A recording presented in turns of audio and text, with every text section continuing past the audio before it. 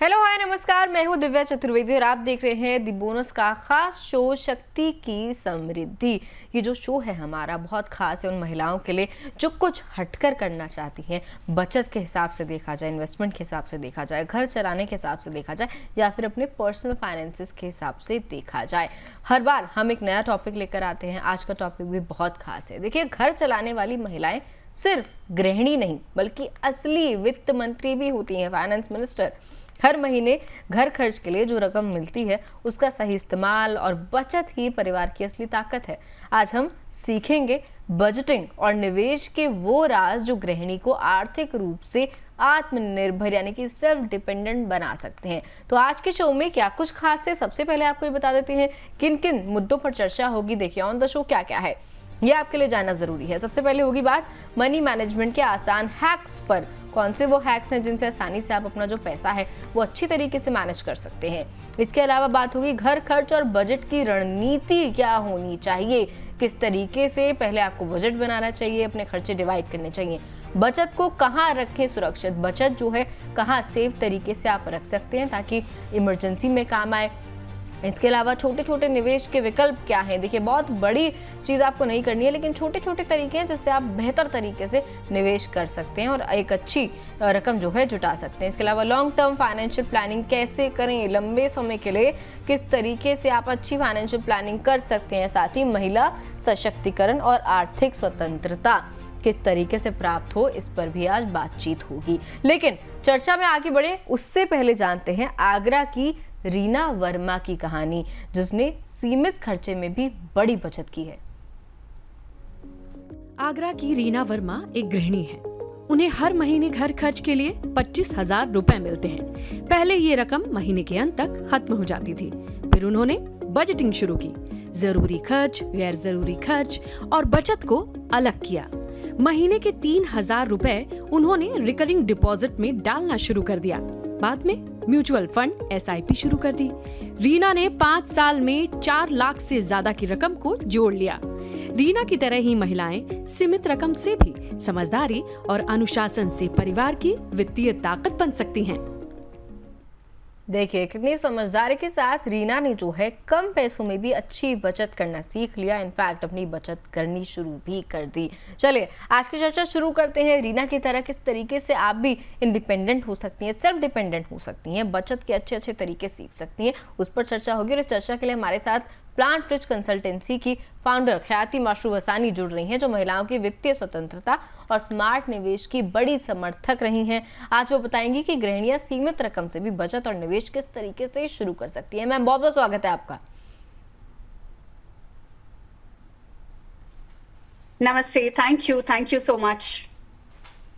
Ma'am चर्चा शुरू करें, किस तरीके से जो है महिलाएं गृहिणी हैं, अगर कमाने नहीं बाहर जाती हैं, पति से उन्हें पैसे मिलते हैं, या फिर अगर कमाती भी हैं लेकिन आय जो है उतनी ज़्यादा नहीं है, तो किस तरीके से अपनी जो है बचत को आगे बढ़ा सकती हैं, किस तरीके से कहीं पे निवेश शुरू कर सकती हैं, इस पर चर्चा करेंगे। सबसे पहला सवाल मैम मेरा ये रहेगा आपसे, महिलाओं के लिए घर खर्च मैनेज करने की सबसे पहली स्ट्रैटेजी क्या होनी चाहिए?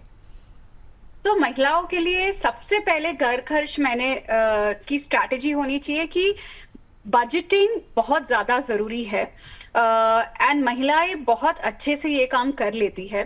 जितनी आपकी जरूरतें हैं, जिसे हम नीड्स कहते हैं, जिसके ऊपर कोई कॉम्प्रोमाइज नहीं होता है, 50% आपकी फैमिली की जो इनकम है उसका 50% हिस्सा मैक्सिमम नीड्स में, मतलब आपकी जो जरूरतें हैं उसमें जाना चाहिए। बाकी 30% खर्चा जो है वो आपके EMIs है, बच्चों की फीस है, आपका जो लाइफस्टाइल एक्सपेंसेस है, मतलब कभी आप वीकेंड पे कहीं बाहर चले गए, कुछ ऑनलाइन आपने ऑर्डर कर दिया, उन सब चीजों के लिए जाना चाहिए। और 20% पैसा आपको कंपल्सरीली सेव करना है।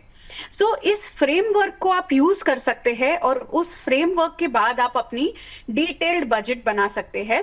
पर मैं ये कहूंगी कि मान के चलिए अगर फैमिली की इनकम 50,000 है हर महीने, सबसे पहले आप 10,000 रुपए 20% पैसे निकाल दीजिए और उसे आप इन्वेस्टमेंट की बजट में निकाल दीजिए और बाकी के पैसे से आप अपने घर के बजट को मैनेज कर लीजिए। ठीक है मैम, तो कम से कम जो है 20% पैसा है जो आपको डिसिप्लिन के साथ हर महीने निकालना है बचत के तौर पर। मैम, बजटिंग के कौन कौन से आसान तरीके हैं जिन्हें हर गृहिणी अपना सकती है?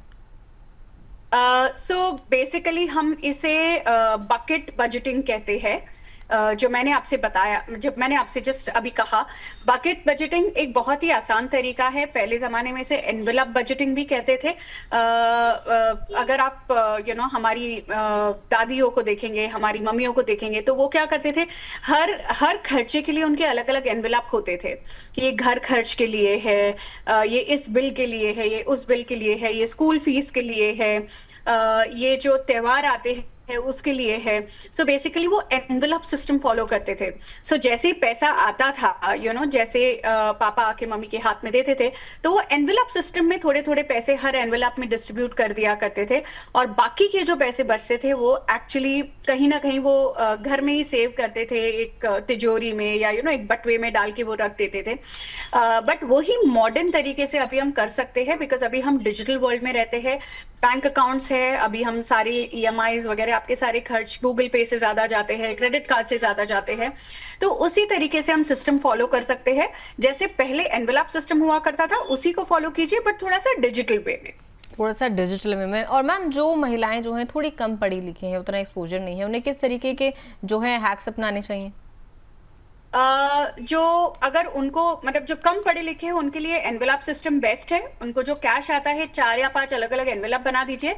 ये मेरे बचत का एनवेलप है, ये मेरे घर खर्च का एनवेलप है, ये मेरे बच्चों की पढ़ाई का खर्च है, और ये कुछ भी जो इमरजेंसी फंड है, जो पता नहीं सडनली कुछ खर्चे आ जाते हैं, घर में कुछ लीकेज हो गया, कुछ रिपेयरिंग आ गया, वो सब भी हमें साइड पे रखना पड़ता है। सो बेस्ट वो इस तरीके से अपना सिस्टम फॉलो कर सकते हैं। और टू बी ऑनेस्ट, मेरे पास एक महिला आई थी, आज से 2 साल पहले की बात है। वो आए थे ये कहकर कि हमारे पास कुछ भी पैसे नहीं बचते। मतलब उनके हस्बैंड उनको जो रेगुलर ट्रैवलिंग के लिए पैसे लगते थे वो रख के बाकी सारा पैसा दे देते थे, और सारा पैसा घर खर्च में यूज हो जाता था। तो उन्होंने कहा पैसे तो बचते ही नहीं, मैं बचत कहाँ से करूं। तब हमने ये एनवेलप सिस्टम उनको बताया और उन्होंने वो मैनेज किया। और हमने उनसे कहा कि आपको एक ही चीज करनी है, हर महीने सिर्फ 1000 रुपए बचाने। तो उन्होंने शुरुआत की। फर्स्ट मंथ में नहीं हो पाया, वापस वो आके मुझसे मिले, वापस से बैठ के हमने बजटिंग करी, एनवेलप सिस्टम किया। सेकेंड मंथ में उन्होंने 1000 सेव किया। फिर तीसरे महीने में उन्होंने 2000 किया। और ये जब शुरू किया, आज से कुछ सालों पहले की बात कर रही हूँ, नाउ शी कैन बाय हर महीने वो ½ ग्राम गोल्ड की गिनी थोड़ी थोड़ी करके जमा करती गई, और अभी उसके पास एक साइजेबल चंक जमा हो गया है। वाह, that is such a good thing to hear. मतलब देखा आपने किस तरीके से छोटे छोटे पैसों से आप शुरुआत करिए, फिर आपकी बचत की रकम भी बढ़ती रहेगी, और उस रकम को कहीं निवेश करेंगे तो वो निवेश होगा, तो फिर उस पर रिटर्न मिलेगा, उसकी कीमत अगर बढ़ेगी, सपोज आपने गोल्ड लिया है, वहाँ से भी आपको फायदा होता रहेगा। मैम, जिस तरीके से आपने एग्जाम्पल दिया कि उन्होंने 1000 रुपये से शुरू किया, फिर धीरे धीरे उनकी बचत का जो अमाउंट है वो बढ़ता गया। मैम, छोटे निवेश से महिलाओं का जो भविष्य है वो कैसे सुरक्षित होता है? मतलब होम मेकर निवेश के लिए सही ऑप्शन क्या करें? सबसे पहले अभी म्यूचुअल फंड जो एक बेस्ट तरीका है, बिकॉज मैंने क्या देखा है ना कि बहुत सारी महिलाएं जो है वो कैश को घर में रखती है और वो समझती है कि ये मेरी बचत है। कभी कभार आरडी वगैरह में इन्वेस्ट कर देते हैं। बट सबसे पहले अगर मैं एग्जांपल दूं कि मान के चलिए आज आपने 1000 रुपए बचाए और आपने अपनी अलमारी में रख दिए वो 1000 रुपए। अगर अगले साल आप वो अलमारी खोलेंगे तो वो 1000 के 1000 ही रहने वाले, वो 1000 के 1100 तो नहीं होने वाले, या 1050 नहीं होने वाला है। बट अगर आप महंगाई देखेंगे तो इंडिया की जो इन्फ्लेशन रेट है, जो महंगाई है, वो 7% हर साल से बढ़ रही है। उसका मतलब अगर कोई चीज मैं आज 100 रुपए की खरीद रही हूँ, अगले साल मुझे वही चीज खरीदने के लिए 107 रुपए खर्च करने होंगे। तो अगर मैंने वो पैसे मेरे अलमारी में रखे, अगले साल वही चीज खरीदने के लिए मुझे ज्यादा पैसे देने होंगे, पर मेरी अलमारी के वो पैसे बढ़े नहीं। सो बहुत जरूरी है कि आपकी जो बचत है उसे आप सही तरीके से निवेश करें, सही तरीके से आप उसे इन्वेस्ट करें। और जब मैं इन्वेस्टमेंट की बात करती हूँ तो there is something called as micro SIP, जो अभी म्यूचुअल फंड्स ने अलाउ कर लिया है, जिसका मतलब है 100-200 रुपए पर मंथ भी आप सेव कर सकते हैं म्यूचुअल फंड में। अगर आपके पास 5-6 साल से ज्यादा का होराइजन है तो आप एक सिंपल इंडेक्स फंड या सिंपल बैलेंस्ड फंड में निवेश कर सकते हैं। किसी एडवाइजर की भी चाहे तो हेल्प ले सकते हैं, और इसमें आप 100, 200, 500, 1000 जितने पैसे आप बचा सकते हैं हर महीने, उससे आप धीरे धीरे करके शुरुआत कर सकते हैं। एंड इसमें कंपाउंडिंग एक बहुत ही ऐसी अद्भुत चीज है जो लोग इसे नहीं समझ पाते पूरी तरीके से, पर थोड़ा थोड़ा थोड़ा आप कंसिस्टेंटली करते रहेंगे तो 10 साल, 5 साल, 15, 20 साल के बाद एक बहुत ह्यूज रिजल्ट मिलता है, और वो एक्चुअली आपके भविष्य को सिक्योर कर सकता है। आज भले वो 500 या 1000 रुपए हो, पर 10 साल बाद वो लाखों में कन्वर्ट हो जाएंगे। ठीक है मैम। तो इस तरीके से म्यूचुअल फंड एक रास्ता हो सकता है। कोई भी होम मेकर जो है वो अपना निवेश से शुरुआत करिए, जैसा कि मैम ने बताया कि छोटे अमाउंट से भी आप निवेश की शुरुआत कर सकते हैं। चलिए आगे बढ़ेंगे। अमर उजाला दी बोनस के अलग अलग प्लेटफॉर्म पर बड़े अमाउंट में व्यूअर्स के सवाल हमारे पास आते हैं, उनमें से कुछ सवाल जो है फटाफट से लेने की कोशिश करेंगे और मैम की राय उन पर जानेंगे। सबसे पहले हमारी कॉलर है शालिनी मिश्रा, भोपाल से। इन्होंने सवाल भेजा है, पूछ रही है अगर पति से मिलने वाली रकम से बचत कम हो तो कहाँ निवेश करें? मैम म्यूचुअल फंड तो आपने भी बताया ही, इसके अलावा क्या जरिया हो सकता है? म्यूचुअल फंड एक अच्छा तरीका है, बट अगर ये नहीं, अगर आप ये ऑलरेडी कर रहे हैं या ये नहीं करना चाह रहे, तो आप एनपीएस जो न्यू पेंशन सिस्टम है गवर्नमेंट ऑफ इंडिया का, उसमें भी आप निवेश कर सकते हैं। उसमें भी कम रकम से आप शुरुआत कर सकते हैं। New pension scheme basically why new pension scheme, क्योंकि न्यू पेंशन स्कीम का पैसा थोड़ा इक्विटी मार्केट में भी जाता है और डेट मार्केट में भी जाता है, और जिस तरीके से अपनी कंट्री प्रोग्रेस कर रही है, आपको इक्विटी मार्केट का भी बेनिफिट एनपीएस में मिलेगा, plus it's a government instrument, so उसमें काफी अच्छा फायदा रहेगा। थोड़ा थोड़ा पैसा जमा करके, इंडिया में अपने पास सोशल सिक्योरिटी या पेंशन सिस्टम नहीं है, तो आप अपने फ्यूचर की तैयारी भी उसमें कर सकते हैं।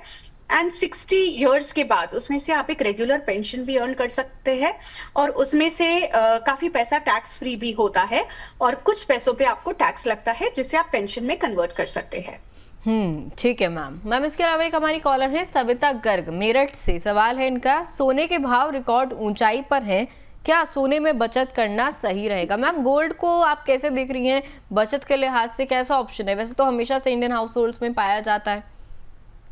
सो गोल्ड अगर हम इन्वेस्टमेंट की भाषा में कहें तो एक हेज इंस्ट्रूमेंट है।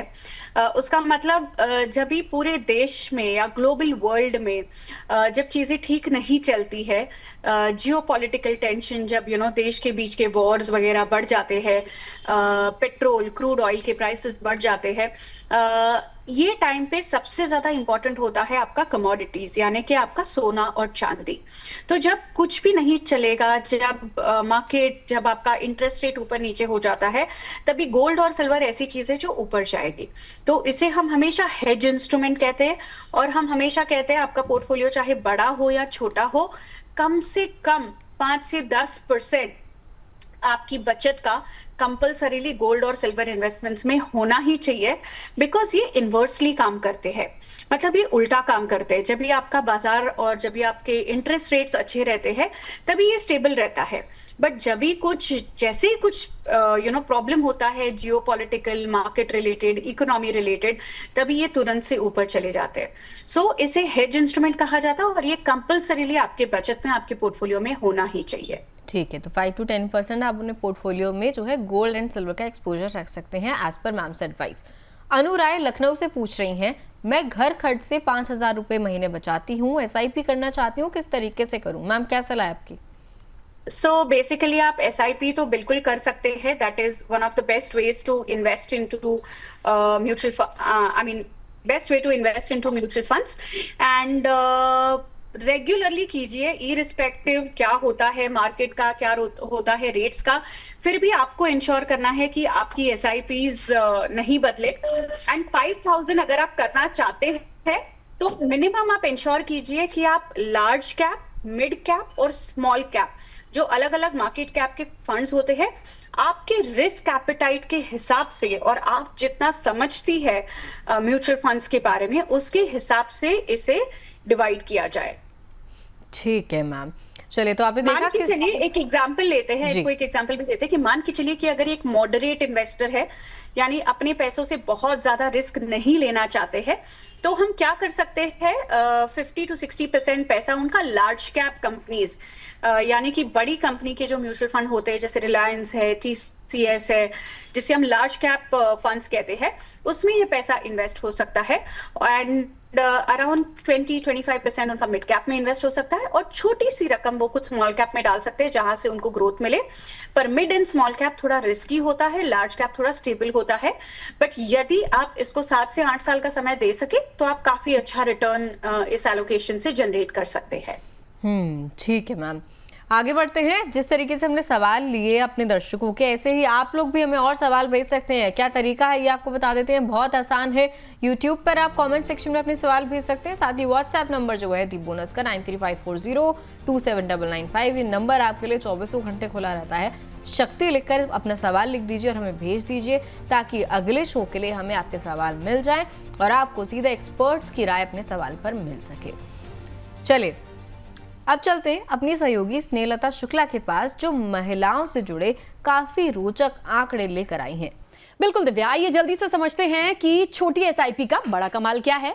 अगर आप हर महीने 5,000 रुपए बचाती हैं, जिसपे अनुमानित रिटर्न 12% का है, स्टेप अप 10% सालाना है, तो 10 साल में निवेश की वैल्यू पहुंचती है कितनी? 16,34,000 रुपए। वहीं 15 साल के भीतर आप 41,37,000 रुपए रिटर्न पाएंगी। इसके अलावा 20 साल के भीतर आपको 93,15,000 रुपए रिटर्न के तौर पे मिलेंगे। इसके अलावा 25 लाख की बात करें तो ये राशि हो जाती है 1.96 करोड़, और अगर आप इसे कंटिन्यू रखती हैं तो 30 साल के भीतर 4 करोड़ ये निवेश की वैल्यू आपको मिलने वाली है। तो ये तो फायदा रहा छोटी SIP का। आगे बढ़ते हैं और समझते हैं कि हमारे देश में कैसा ढांचा है अगर SIP की बात करें और महिलाओं की सेविंग की बात करें। एक चार्ट देखिए आप, 75% से ज्यादा महिलाएं परिवार का वित्तीय बजट मैनेज करती हैं। सिर्फ 20% महिलाएं ही निवेश के फैसले में सक्रिय भूमिका निभाती हैं। वहीं अगर आप 65% गृहिणियों को देखें तो हर महीने की रकम से कुछ ना कुछ बचा जरूर लेती है या ऐसी कोशिश करती हैं। औसतन गृहिणी हर महीने में 5 से 10,000 प्रतिशत रकम बचाने में सफल हो जाती है। इसके बाद अगर आप आगे बढ़े तो आपके समझ में आएगा कि भारत की कुल बैंक खाते में महिलाओं की 39.9% खाते मौजूद हैं। इसके अलावा बैंक में जमा महिलाओं की जो राशि है, जो भागीदारी है, वो है 39.7%। PM जनधन योजना पे आते हैं तो इसमें खातों में 55% खाते महिलाओं के हैं। लेकिन अब इसके आगे जब आप बढ़ेंगे तो आपको पता चलेगा कि इनमें से सिर्फ 30% से ज्यादा में बैलेंस न्यूनतम पर हैं। इसके बाद 80% महिलाएं मेडिकल इमरजेंसी में पति या परिवार पर निर्भर होती हैं। ये सच्चाई है। और म्यूचुअल फंड में निवेश करने वालों में 25% महिलाएं हैं। चलिए ठीक है, बहुत बहुत धन्यवाद स्नेहलता जी, आपने बहुत बेहतरीन तरीके से समझाया कि किस तरीके से जो है सिप से एक बड़ी रकम जुटाई जा सकती है। महिलाएं किस तरीके से इसको भी अपना सकती हैं, निवेश के तरीके से, बचत के तरीके से। अब मैम के पास चलते हैं, उनसे और बेहतर तरीके से उनकी राय लेते हैं। मैम, हमारी दादी नानी जो है परिवार में आड़े वक्त के लिए कुछ रकम जोड़कर रखती थी। मौजूदा समय में गृहिणियों के लिए इमरजेंसी फंड रखना कितना ज्यादा जरूरी है? सो बेसिकली इमरजेंसी फंड बहुत ही जरूरी है। एंड बहुत बार ऐसे होता है ना, हम एस्टिमेट नहीं करते। अपने हस्बैंड जरूरी नहीं है कि हर बार इमरजेंसी फंड को मेंटेन करते होंगे। और हमेशा मैंने देखा है कि अपने घर में भी, जब मैं छोटी थी तब मैंने देखा सडनली मेरे पास कुछ नहीं होता था, या पापा कहते थे इस बार ये एक एडिशनल खर्चा आ गया, तब मम्मी कहती थी you don't need to worry, because ये पैसे तो ऑलरेडी है कहीं पे, और कहीं से वो पैसे निकल आते थे। सो इमरजेंसी फंड तो बहुत जरूरी है। और आपके जो घर का खर्च है, मिनिमम 3 महीने से 6 महीने तक का घर खर्च, मतलब इसे हम कहते हैं नॉन निगोशिएबल एक्सपेंस। कुछ भी हो जाए, कोविड हो जाए, बीमारी आ जाए, कुछ भी हो जाए, आपको ये पैसे लगने ही लगने। तो कम से कम 6 महीने का आपका घर का खर्च जो है वो इमरजेंसी फंड में होना ही चाहिए। एंड आइडियली आप इसे एक normal fix deposit, recurring deposit या एक लिक्विड म्यूचुअल फंड में रख सकते हैं। पर ये कैश में नहीं होना चाहिए, बिकॉज अगर कैश में होगा, ये पैसा आपके घर में होगा, तो वो पैसा बढ़ेगा नहीं। इमरजेंसी फंड वैसा ही रह गया 2 साल तक, तो वो फंड बढ़ेगा नहीं, जबकि आपके खर्चे ऑलरेडी बढ़ चुके होंगे 2 साल में। और ये आपके साइट से दूर होना चाहिए, मतलब ये आपके सेविंग बैंक में पैसा नहीं होना चाहिए। कहते हैं out of site is out of mind. तो उसे आप FD में या RD में या एक लिक्विड फंड में रख दीजिए, एंड जब भी कोई इमरजेंसी आती है विद इन 24 आवर्स आपको वो पैसा मिल जाता है। ठीक है मैम। मैम लेकिन एफडी में तो लॉक इन नहीं हो जाएगा पैसा? नहीं, एफडी में लॉक इन नहीं होता है। अगर मान के चलिए कि आपने 3 महीने की 6 महीने की भी एफडी करी है, अगर आप उसे सडनली विड्रॉ करते हैं तो आपको जो पेनल्टी लगती है वो इंटरेस्ट की पेनल्टी लगती है। मतलब मान के चलिए कि 6 महीने की एफडी आपको 4% रिटर्न देने वाली थी और आपने वो एफडी निकाल दी 3 महीने में, 1 महीना कम में, तो 3 महीने का जो इंटरेस्ट रेट होता है वो आपको मिलेगा और 20-25 पैसे से आपके वो इंटरेस्ट रेट थोड़ा सा कम हो जाएगा, पर आपके प्रिंसिपल कट होके मिलेगा वैसा नहीं होता है। पेनल्टी आपको इंटरेस्ट परसेंटेज की लगती है। ठीक है मैम। मैम इसके अलावा अगर बीमा की बात करें, इंश्योरेंस, तो बीमा जो है होम मेकर्स के लिए, गृहिणियों के लिए जो फाइनेंशियल प्लान में किस तरीके से शामिल उन्हें करना चाहिए? होम मेकर के लिए कौन सा बीमा कितना जरूरी है? सो बेसिकली कुछ सालों पहले होम मेकर्स को बीमा नहीं मिलता था, और इसकी वजह ये है कि इंश्योरेंस रेगुलेटरी और डेवलपमेंट अथॉरिटी का कहना है कि बीमा उसके लिए आवश्यक है जिसकी इनकम है। उसका मतलब सडनली अगर कुछ हो जाता है, परिवार का जो सदस्य जो कमा रहा है उसको कुछ हो जाता है, तो एक बीमा की रकम उसके परिवार को मिलनी चाहिए ताकि वो इनकम बंद होने से परिवार को कोई आर्थिक तकलीफ ना हो। तो उसकी वजह से अगर इनकम नहीं है तो बीमा नहीं मिलता था, बट आज से कुछ सालों पहले उस रूल को चेंज किया गया है। अभी काफी कंपनीज जो है वो होम मेकर को इवन विदाउट इनकम 25 लाख तक का बीमा देती है। एक सिंपल टर्म प्लान 25 लाख तक का आप ले सकते हैं। सो मेरी ये सलाह रहेगी कि आप होम मेकर हो तभी भी कम से कम 25 लाख का एक सिंपल टर्म प्लान आपको अपने लिए लेना चाहिए। यदि आपको कुछ हो गया तो आपके जो बच्चे हैं उनको वो पैसा मिलेगा, आपके हस्बैंड है, आपके जो भी नॉमिनी है उनको वो पैसा मिलेगा और कहीं ना कहीं वो आपके परिवार को काफी काम आ सकता है। तो बीमा होना चाहिए। अदर देन दैट, आपकी जो बचत है उसे आप एक अच्छा सा पेंशन प्लान, म्यूचुअल फंड में भी पेंशन सोल्यूशन होते हैं, इंश्योरेंस कंपनी के भी पेंशन प्लान होते हैं, अच्छा पेंशन प्लान आप अपने लिए ले सकते हैं, पर उसके रिटर्न्स, उसके टर्म्स एंड कंडीशंस जरूर चेक कीजिएगा before getting into it. Basically मैंने ये देखा है कि प्रॉब्लम क्या होती है कि जब तक सब ठीक चल रहा है there is no problem, but जब हस्बैंड की इनकम बंद हो जाती है, हस्बैंड रिटायर हो जाते हैं, इनकम उनकी जब बंद हो जाती है, तभी उनकी खुद की कोई बचत नहीं होती है। जब तक हस्बैंड इज अर्निंग उनको एक अमाउंट मिलते रहता है घर खर्च के लिए जिसमें से वो बचाते हैं and she takes care of her expenses. But यदि आपने अपने लिए कुछ छोटा सा अमाउंट पेंशन प्लान में डाला तो आप जब 60-65 इयर्स की होंगी तब हर महीने उसमें से कुछ पैसा आपको मिलते रहेगा। यानी कि आपकी जो रोजमर्रा की जरूरत है, जो डेली नीड्स है, एज के साथ कुछ मेडिसिन की रिक्वायरमेंट होती है, वो सारी रिक्वायरमेंट आप अपनी बचत से जो किए हुए आयोजन है उसी से आप उसको प्लान कर सकती है, उसी से विड्रॉ करके आप उसका टेक केयर कर सकती है और आपको किसी के भी पास उस एज में भी पैसे मांगने की जरूरत नहीं पड़ेगी। ठीक है मैम। तो इस तरीके से जो शख्स जो है कमाता है, जिसकी आय है, उसके लिए तो रिटायरमेंट प्लानिंग है ही ज़रूरी, लेकिन जो होम मेकर्स हैं उनके लिए भी रिटायरमेंट प्लानिंग उतनी ही ज़रूरी है। अब हमारी एक व्यूअर हैं, उनका सवाल लेते हैं। प्रीति माणे नागपुर से सवाल भेजा है इन्होंने, पूछ रही हैं अगर बजट बिगड़ जाए तो उसे किस तरीके से मैनेज करना चाहिए? मैम मुझे लगता है ये जिस तरीके से आपने भी एक एग्जाम्पल दिया था कि आपके पास एक लेडी आई थी, कह रही थी कुछ भी बचत नहीं हो पाती है, इस तरीके से अगर बजट बिगड़ जाता है, क्योंकि अमूमन घरों में देखा जाता है कभी फेस्टिव सीजन आ गया, कुछ ज़्यादा खर्चे आ गए, कहीं कुछ इमरजेंसी आ गई, तो बजट बिगड़ जाता है, इसको किस तरीके से मैनेज करें? तो सबसे पहले जब आप बजट बना रहे हैं तभी हमेशा यू नीड टू, आपको एक चीज ध्यान में रखनी है, कुछ पैसा आप साइड कर दीजिए एज अ फेस्टिव एक्सपेंसेस, कि ये ऐसे कुछ खर्चों के लिए है। नवरात्रि आ गई, दिवाली आ गई, तब हमारे खर्चे बढ़ ही जाते हैं, तो कुछ पैसे हर महीने आप साइड करना शुरू कर दीजिए। जैसे मैं अपनी बात बताऊं तो मुझे भी पता है कि हर साल में मुझे एक कुछ पैसा लगेगा फेस्टिवल्स के लिए। जो काम करते हैं उनको कुछ बोनसेस देने होते हैं, अपने घर के जो हाउस हेल्प होते हैं उनको मिठाइयाँ देनी होती है, तो खर्च बढ़ जाते हैं। तो हर महीने में अपने इनकम में से मैं कुछ पैसे साइड कर देती हूँ और वो 12 महीने तक मेरे जमा हो जाते हैं और बाद में जब भी कुछ फेस्टिवल आता है तो मैं उसी में से पैसे निकालती हूँ, तो मेरा बजट डिस्टर्ब नहीं होता है। तो सबसे पहले तो आप इसे इम्प्लीमेंट कीजिए। सेकंड, अगर आपका बजट बिगड़ गया है, जो होता है कई बार perfectly fine, it's very normal.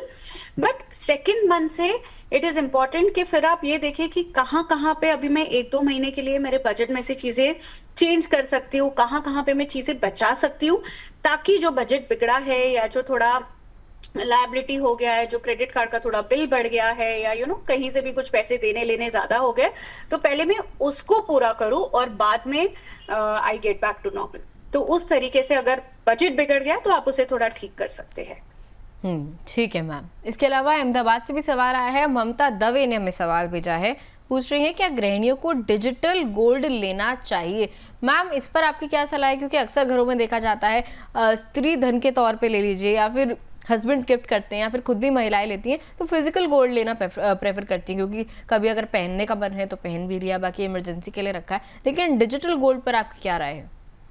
मैं कहूंगी अगर आप बचत के पर्सपेक्टिव से या बचत के बारे में सोचकर गोल्ड ले रहे हैं तो डेफिनेटली डिजिटल गोल्ड ही लीजिए। ज्वेलरी से बहुत बार अपना इमोशनल अटैचमेंट होता है, that is number 1। Number 2, jewellery जो होती है उसमें आपको मेकिंग चार्जेस भी भरने पड़ते हैं।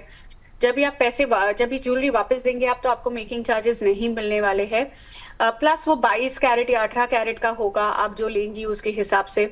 सो आई वुड नॉट सजेस्ट कि आप फिजिकल गोल्ड ले।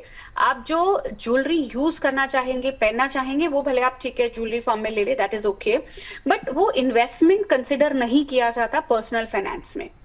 उसे हमेशा एक इमोशनल एसेट का नाम दिया जाता है। आपका जो पहला घर है और आपकी जो ज्वेलरी है, ये कभी भी आपके एसेट्स नहीं होते, ये आपकी लायबिलिटी होती है। इसके अलावा आप जो इन्वेस्ट करना चाहते हैं, डेफिनेटली आपको डिजिटल गोल्ड ही लेना चाहिए। क्लिक ऑफ अ बटन आप परचेज कर सकते हैं, क्लिक ऑफ अ बटन आप उसे सेल भी कर सकते हैं। फंड ऑफ फंड्स होते हैं, ETFs होते हैं, गोल्ड बॉन्ड्स होते हैं, इन सब के थ्रू आप डिजिटल गोल्ड में इन्वेस्ट कर सकते हैं। ठीक है मैम, तो ये वो तमाम तरीके हैं जिससे आप गोल्ड में जो है निवेश कर सकते हैं।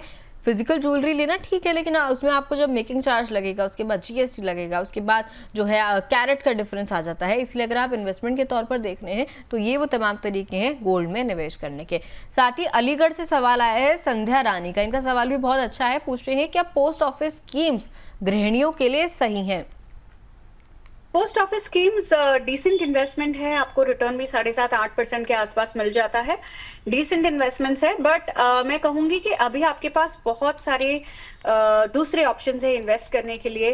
अलग अलग तरीके के म्यूचुअल फंड है। लोगों को लगता है कि म्यूचुअल फंड सिर्फ एक होता है, बट वैसा नहीं है।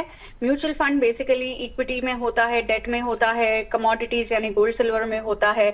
बहुत सारे अलग अलग एसेट क्लासेस में आप म्यूचुअल फंड के जरिए इन्वेस्ट कर सकते हैं।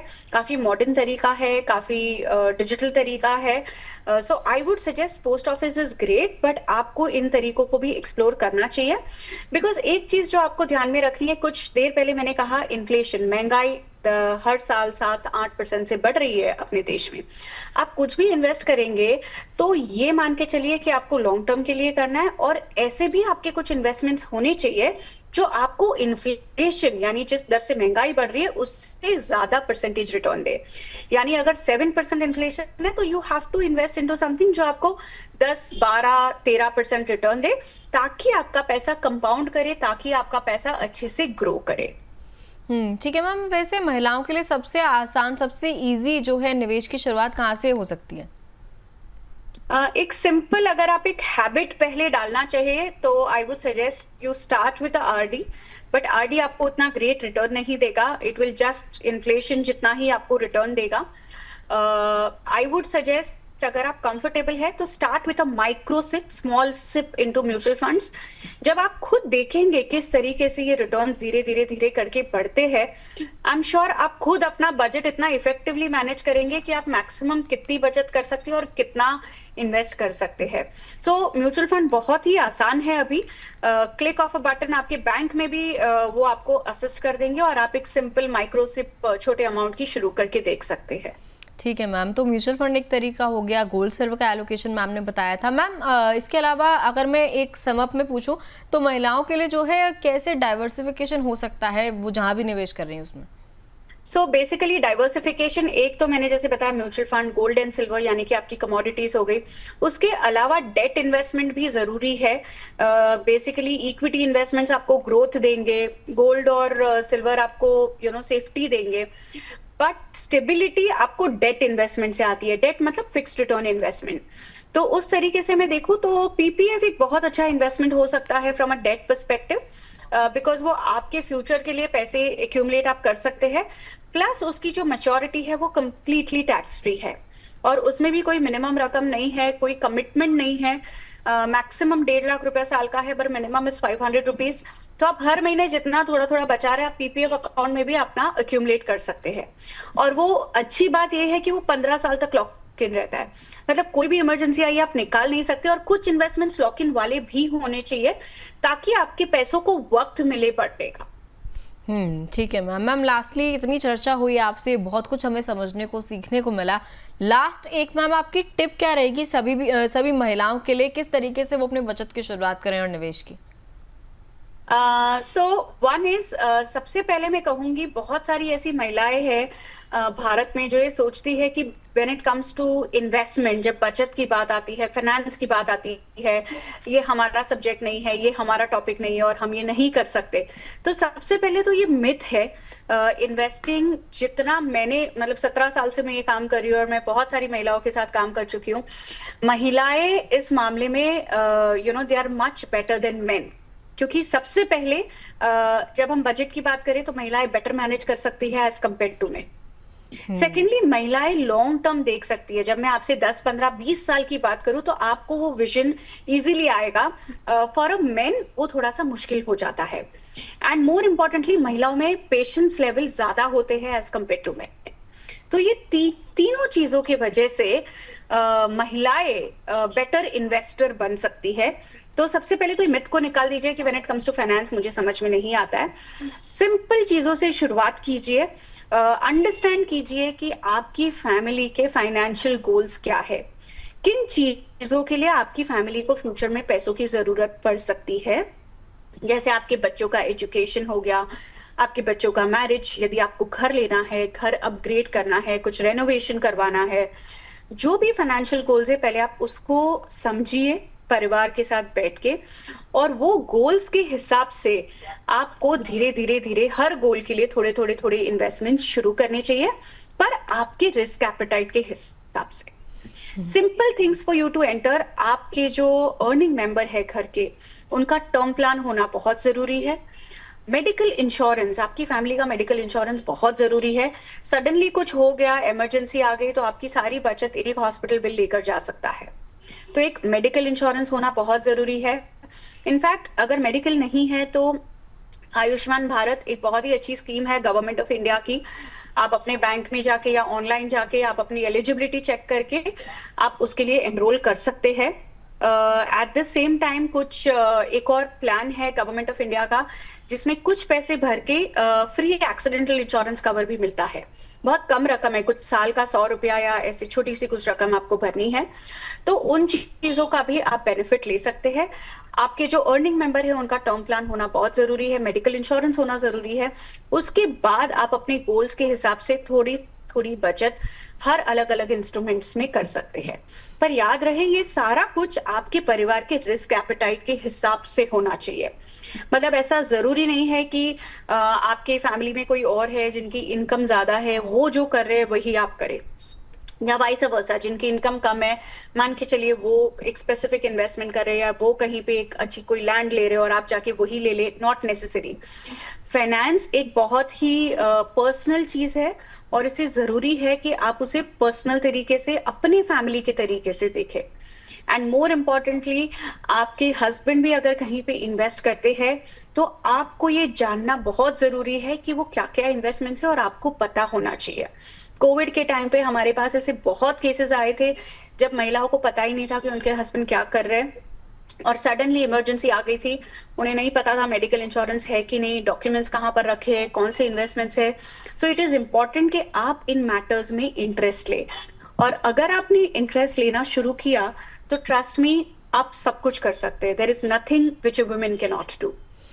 वाओ, ग्रेट मैम, बहुत अच्छा लगा आपसे इतनी लंबी चर्चा कर बहुत कुछ सीखने को मिला। जैसा कि मैंने पहले भी बोला, उम्मीद है मैम आप फिर से हमारे साथ जुड़ती रहेंगी और इसी तरीके से जो है महिलाओं का ज्ञानवर्धन करती रहेंगी। Thank you so much. धन्यवाद, शुक्रिया कि आपने मुझे इस शो पे आमंत्रित किया। Thank you ma'am. तो देखिए, बहुत कुछ आज समझने को मिला, हमें सीखने को मिला किस तरीके से महिलाएं कहीं भी पीछे नहीं है। जितना आप फाइनेंस को समझेंगी उतना आप भी अपने लिए बेहतर निवेश कर पाएंगी, बेहतर जो है बचत कर पाएंगी। खासकर कि अगर बात करें होम मेकर्स की, घरेलू महिलाओं की, गृहिणियों की, तो उनके लिए एक ज़रूरी चीज़ हो जाती है कि घर खर्च को किस तरीके से मैनेज करें ताकि बचत का पैसा या निवेश का पैसा निकल पाए। तो देखिए, सबसे पहले तो हर महीने की आय और खर्च का हिसाब लिखें, ज़रूर लिखें। ज़रूरी खर्च और गैर ज़रूरी खर्च को अलग अलग करें। किराया, राशन, स्कूल फीस जैसे खर्च पहले पूरे करें। बचत को शुरुआत में ही अलग कर दें, ये बहुत इंपॉर्टेंट पॉइंट है। ऐसा नहीं आपने पहले खर्चे निकाले, उसके बाद जो अमाउंट बचेगा वो आप सेव करेंगे। सबसे पहले सेव करने वाला अमाउंट, बचत वाला अमाउंट अलग कर दें। खर्चों का ट्रैक रखें और कम करने की कोशिश करें अपने खर्चों को। इसके अलावा हर महीने एक तय रकम में अपना निवेश डालिए। इमरजेंसी के लिए थोड़ी रकम, कम से कम 6 महीने की रकम, जैसा कि आज के हमारे एक्सपर्ट ने बताया, नकद या फिर बैंक में रखिए या फिर लिक्विड फंड्स में रख सकते हैं। इसके अलावा महीने के अंत में बजट की जो है समीक्षा करके सुधार करिए। चलिए, तो शक्ति की समृद्धि में हमने जाना कि घर खर्च सिर्फ जिम्मेदारी नहीं है बल्कि अवसर भी है, मौका भी है। सही बजटिंग और निवेश से हर गृहिणी, हर होम मेकर अपने परिवार के लिए आर्थिक सुरक्षा बना सकती है। आर्थिक आज़ादी ही असली सशक्तिकरण होता है। बहुत बहुत धन्यवाद आज का शो देखने के लिए। आपके जो भी तमाम सवाल हैं हमारे व्हाट्सएप नंबर पर आप भेज सकते हैं, साथ ही कमेंट में भी लिख सकते हैं। अगला शो किस मुद्दे पर चाहते हैं ये भी कमेंट करके जरूर बताइएगा। बहुत बहुत धन्यवाद।